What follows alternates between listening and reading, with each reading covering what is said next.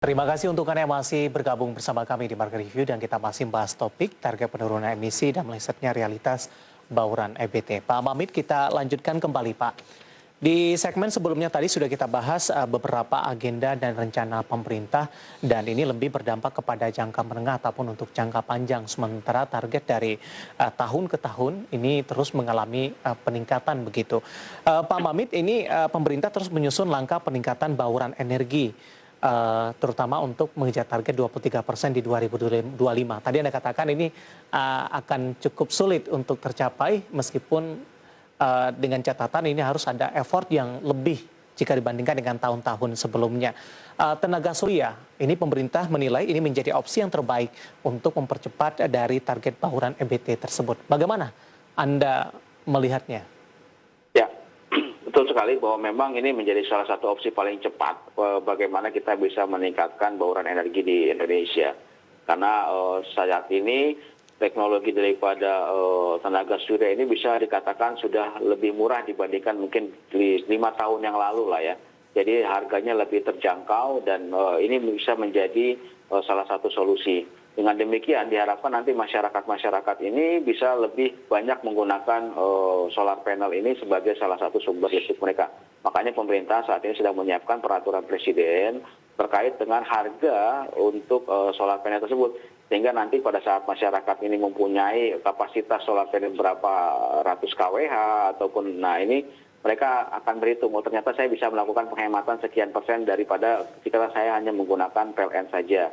Yeah. Jadi ini menjadi salah satu upaya yang memang sedang diupayakan oleh pemerintah dalam jangka pendek sehingga bauran energi bisa terlaksana dengan baik. Dan ini saya kira perlu didukung oleh semua pihak, Mas David, bukan hanya untuk sektor-sektor di rumah tangga, tetapi saya kira perkantoran juga harus kita dukung untuk menggunakan solar panel tersebut, karena mereka mempunyai potensi yang cukup besar untuk menggunakan solar panel. Terus juga mal-mal pun harus kita dorong supaya mereka bisa menggunakan solar panel sebagai sumber listrik mereka.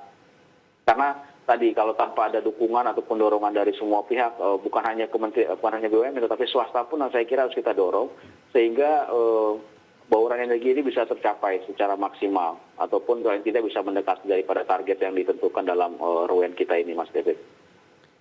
Program ini bisa dilakukan sesegera mungkin tidak Pak? Kalau kita lihat tadi dari penjelasan Anda, program-program sebelumnya tampaknya memerlukan waktu yang cukup lama dan juga perencanaan yang cukup matang, Pak Mamit. Ya, untuk Jawa saya kira ini harus bisa bukan hal yang sulit untuk dilakukan ya, terutama di Jawa ya dengan masyarakat Pulau Jawa dengan kondisi sosial ekonomi yang jauh lebih baik dibandingkan dengan wilayah lain.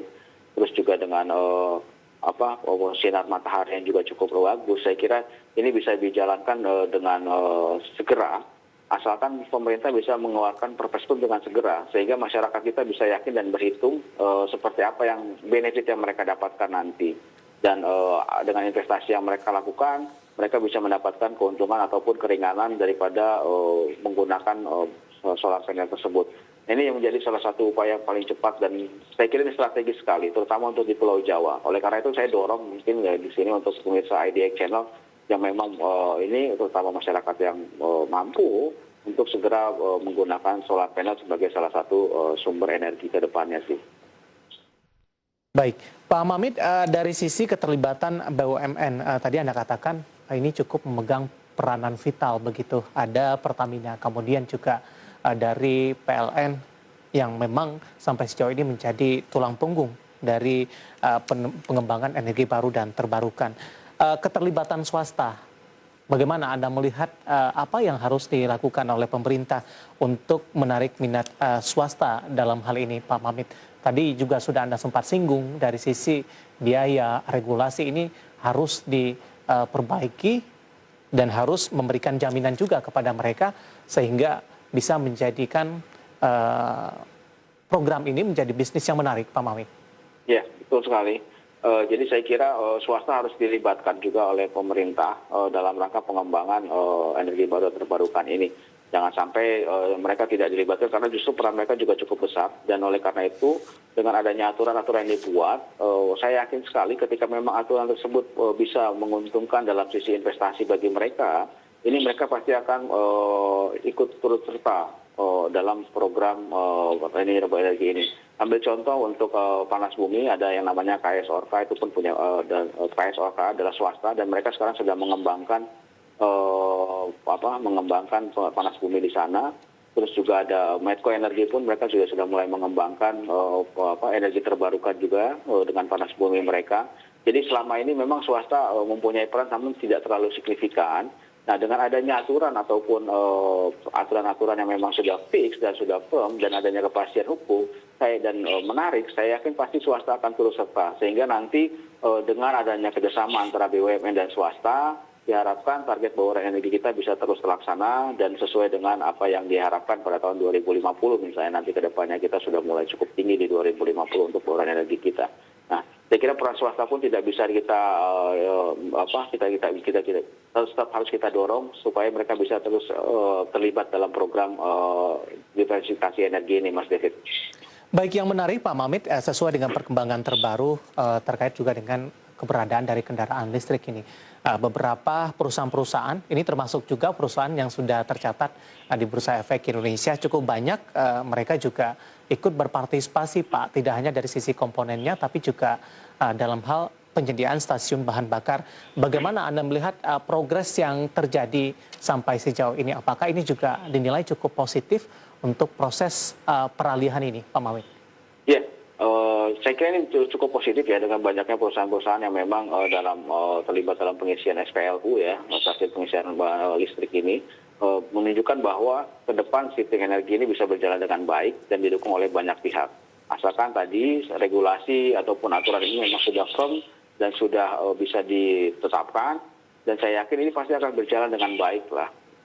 Asal pemerintah kita tidak berubah-berubah terus nih, nanti pada saat nanti 2024 berganti kepemimpinan, berganti lagi kebijakan, nah akhirnya membuat investor ini ragu-ragu. Padahal mereka butuh ada yang namanya kepastian hukum. Nah saya kira ini menjadi catatan kita. Sebentar lagi nih mungkin tidak lama lagi kita sekarang ini sudah mulai banyak yang sibuk untuk pemilihan presiden berikutnya. Tetapi saya kira jangan sampai kebijakan-kebijakan ini justru akan mengganggu investasi di Indonesia. Karena nanti kita juga yang dirugikan, masyarakat juga yang dirugikan. Dan program-program yang sudah ditetapkan ini menjadi terganggu. Jadi saya kira selama kepastian hukum itu memang sudah ada dan sudah firm, pemerintah harus terus mendukung dan ya setidaknya mendukung dan tidak ada perubahan dalam waktu dekat lah, karena kepastian hukum ini menjadi satu hal yang sangat penting untuk investasi kita. Baik, Pak Mamit, waktu kita cukup terbatas. Terima kasih sudah bergabung bersama kami di Market Review dan semoga kita bahas bisa menjadi referensi bagi pemirsa Idea Channel. Sehat selalu, Pak. Sehat selalu, terima kasih. Terima kasih. Ada Bapak Mamit Setiawan, Direktur Eksekutif Energy Watch. Dan kita akan jeda terlebih dahulu dan tetap di tempat Anda karena setelah ini Market Review akan segera kembali dengan topik yang berbeda.